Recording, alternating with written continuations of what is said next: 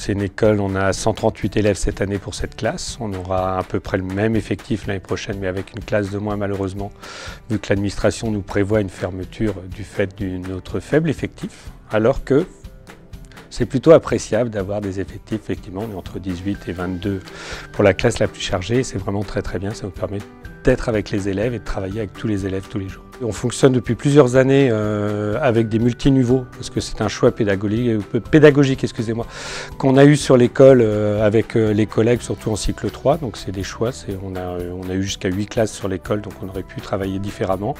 Mais on préfère en multiniveau pour pouvoir avoir justement les enfants un peu plus longtemps et pouvoir travailler de façon un peu différente. On a une classe qui est très autonome, avec des élèves vraiment gentils, intéressés, travailleurs, donc super.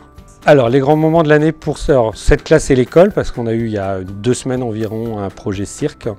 L'association de parents d'élèves nous a financé un chapiteau pendant 2 semaines où les élèves ont pu aller faire des ateliers, et on a fait un soir une belle représentation liée avec le carnaval, avec une batucada, avec plein de choses. Donc c'était vraiment un moment festif, convivial sur le village qui était très sympathique.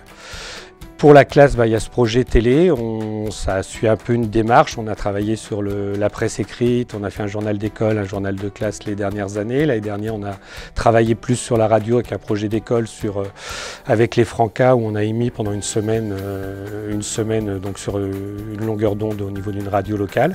Et puis cette année, voilà, donc cette opportunité de faire un peu de télé et de voir à peu près les coulisses et comment se passe la réalisation d'une émission de télévision.